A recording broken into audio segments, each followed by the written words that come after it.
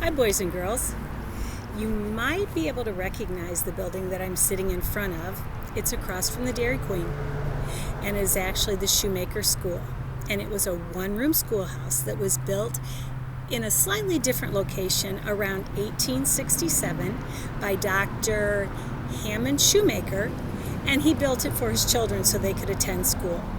Now, it actually was used by the Columbia School District around the 1950s, and if your parents bring you over here to the parking lot, you will be able to see one of the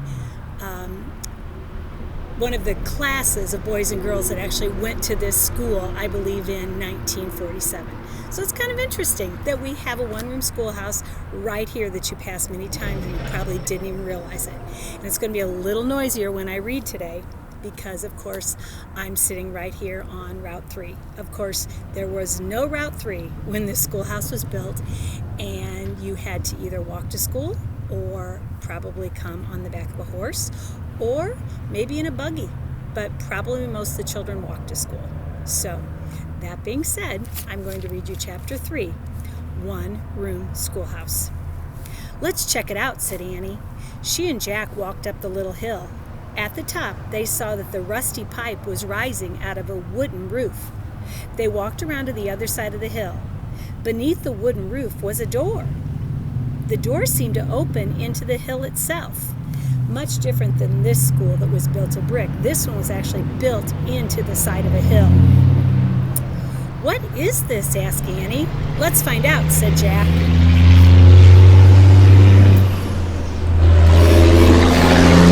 Much quieter back in the 1800s.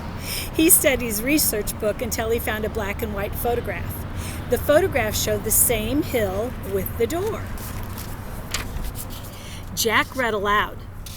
"Since the prairie did not have many trees, wood was hard to find, so pioneers often made their houses out of sod bricks, which were bricks of earth cut out of the prairie.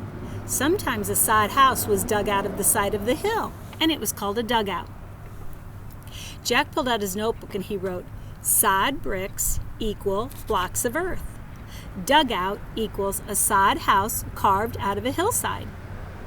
Then Jack read more to Annie. "Tornadoes or twisters are common on the prairie, so many dugouts had storm cellars. A storm cellar was like a rough basement below the ground. During a twister, a storm cellar is the safest place to be." "Wow, maybe we'll see a twister," said Annie. "Oh, I hope not," said Jack. Then he read on. "A pioneer family built this dugout for a home. When they moved, the dugout became a schoolhouse. The schoolhouse had one room. It also had a storm cellar beneath it." Jack quickly wrote, "Some dugouts were storm cellars. Some dugouts have storm cellars." "Hey, this is the place," said Annie. Jack looked up from his writing. "What place?" he asked.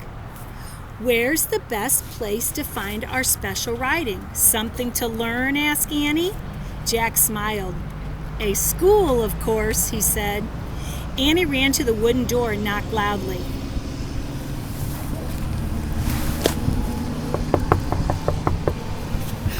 A moment later, the door creaked open.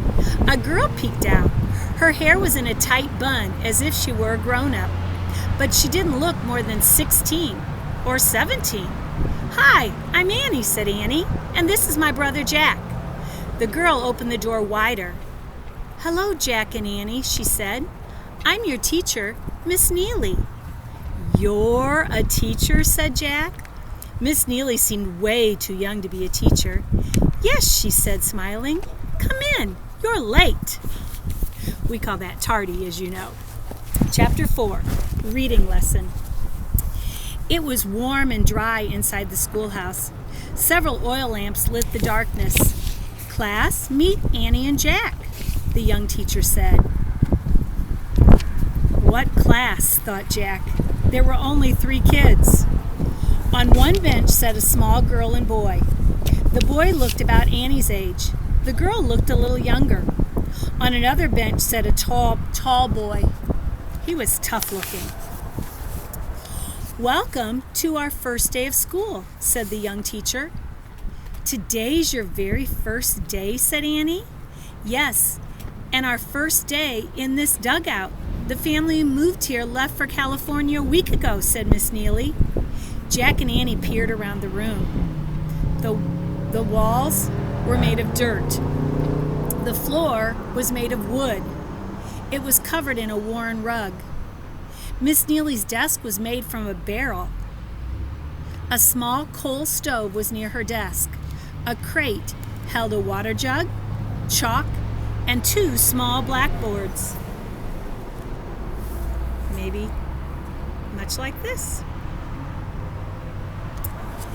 It's a nice school, Annie said politely.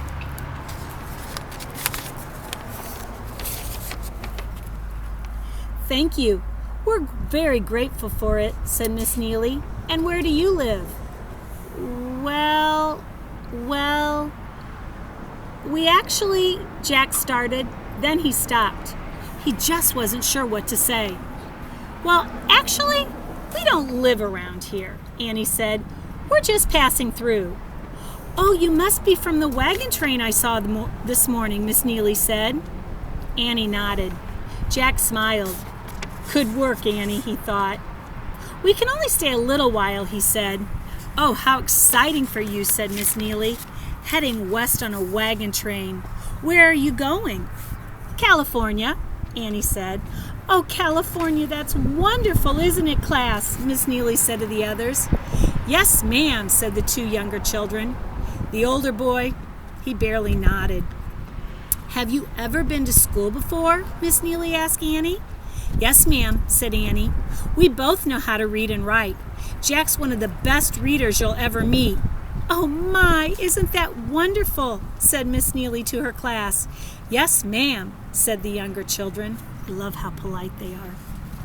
The older boy just gave Jack a scowl.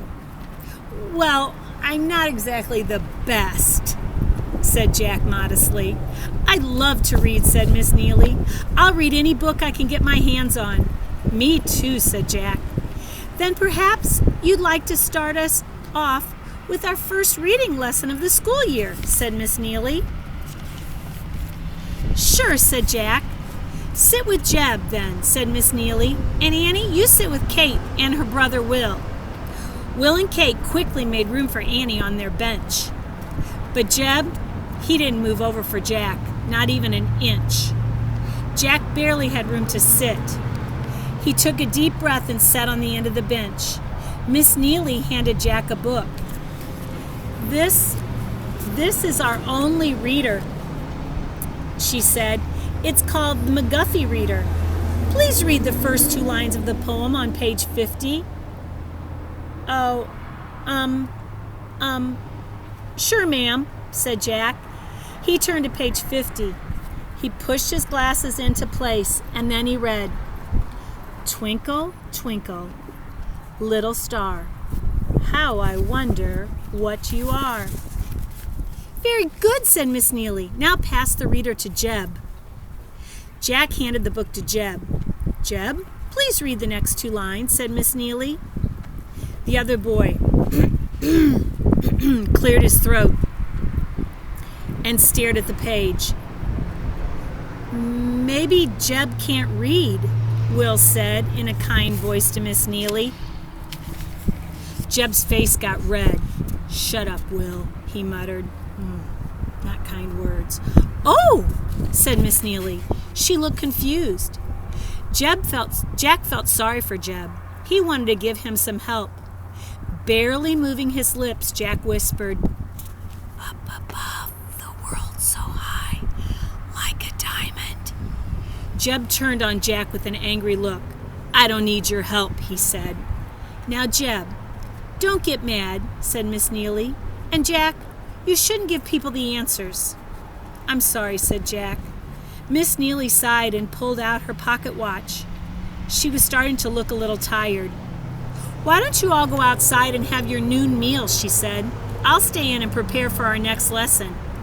Miss Neely opened the door of the sod hut. Annie, Kate, and Will bounced up from their seats and started cheerfully out of the schoolroom. Jack turned to Jeb. Hey, sorry, Jeb, for what happened, Jack said. Jeb just stared at him and didn't say anything. "Come on, Jack," Annie called outside the hut. "Kate wants us to eat with them." Jack hurried out the door, and he didn't look back at Jeb. And that ends chapter 4 for today. Chapter 5, next time we get together, will be called Bully. And again, thank you for turning into Magic Tree House number 23, Twister on Tuesday by Mary Pope Osborne. And I might take you for a little walk around the school before I close down on this April 21st, 1873.